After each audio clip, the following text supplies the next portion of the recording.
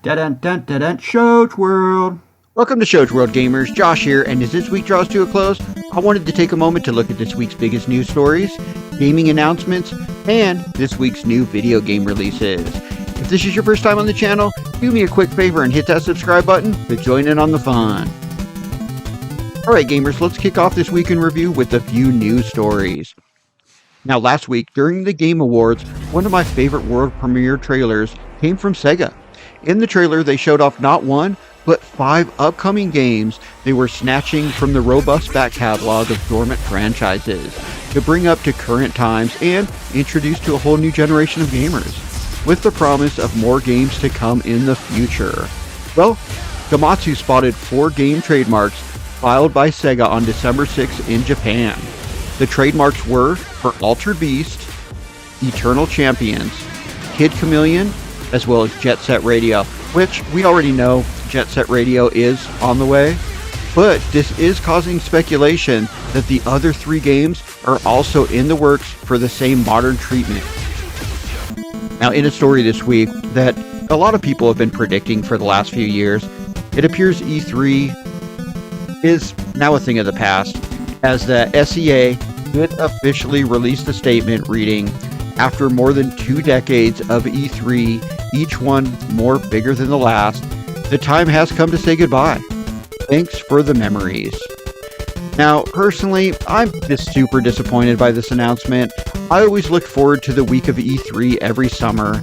Now, I know a lot of people say in today's day and age it just doesn't make sense and it's really not needed, but I think it was and still could be a really important, showcase for smaller developers to, kind of get in contact with, big developers.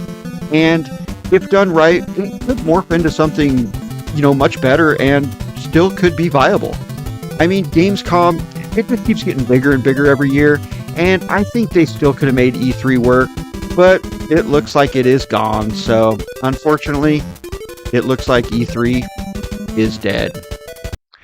Now, in some more disappointing news, Free Radical, the team behind the expected resurgence of the Time Splitters franchise, has unfortunately shut down.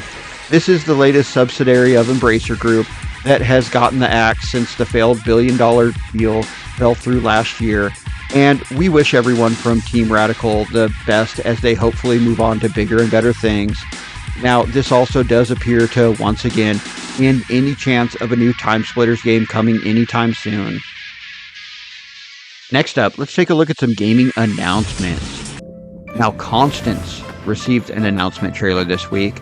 The game is a beautiful 2D hand-drawn action-adventure game featuring a paintbrush-wielding artist striving to escape from a colorful but decaying world. So far, the game is only announced for PC, but the game is still in early development, and I expect we will see a console version at some point also. And I'm definitely going to keep my eye on this game. They're using some ideas from games like Splatoon where you can kind of dive into the paint and pop back out in other areas and stuff like that, and it just looks really cool. So I'm definitely going to keep my eye on this game. Now, we also received a teaser trailer for Eterna Lucis, the upcoming sequel to Eterna Noctis. The game is a challenging 2D hand-drawn action Metroidvania platformer with thrilling combat that will keep you on the edge of your seat. The game is releasing in late 2024 on the Nintendo Switch, the PlayStation 4, the PlayStation 5, the PC, Xbox One, as well as Xbox Series systems. Also, Eden Genesis received an announcement trailer this week, with an early 2024 release scheduled on the Nintendo Switch, the PlayStation 4, the PlayStation 5, the PC, Xbox One, or Xbox Series systems. The game is a platform game based on fast-paced trials, quick reflexes, and a rich story by the same dev team responsible for Eterna Noctis.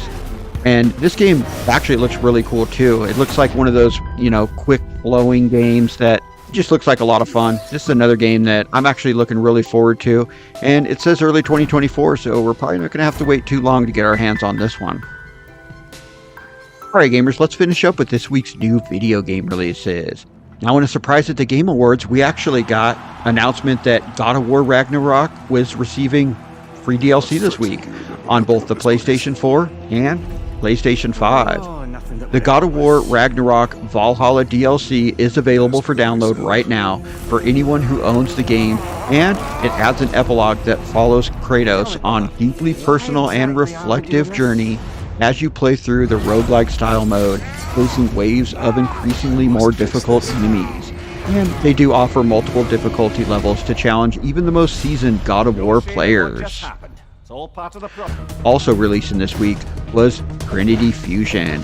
It released this week on the Nintendo Switch, the PlayStation 4, the PlayStation 5, the PC, Xbox One, and Xbox Series systems. The 2D roguelike game has fast and smooth gameplay with a really cool futuristic setting and some impressive looking visuals with a variety of enemies to battle. In the game, you will take control of your parallel selves on a mission to save the dying multiverse as you explore dark sci-fi worlds and engage in fast-paced, smooth, and precise gameplay. Now, Raku Venture is a 3D platformer that is heavily inspired by 3D platformers from the mid to late 90s, meaning you can expect the levels to be filled with puzzles as you jump on enemies and collect items, which, personally, I have fond memories of this style and am looking forward to checking this game out. The game is out on the Nintendo Switch, the PlayStation 4, the PlayStation 5, the PC, Xbox One, and Xbox Series systems. We do also release a video every Monday that shows all the games releasing for the week, so definitely check that out for a full list of all the games that did release this week for the Nintendo Switch, the PlayStation 4, the PlayStation 5, the Xbox One, and Xbox Series systems. I will link that video at the end of this one. Alright gamers, that concludes this week in review for the week ending on December 15th. The week started with Baldur's Gate 3 celebrating its Game of the Year win at the Game Awards. Then, while gamers seemingly were dissecting every scene of the OD trailer, which is the next game from Hideo Kojima, they found a hidden Silent Hill reference. And the week ended with the kids starting Christmas break, and here at Shows World Gaming, we're going to open up our copy of the Grinch Christmas Adventures game to celebrate the occasion. But let me know anything we may have missed in the comments, and thanks for joining us today gamers. Shows World, out.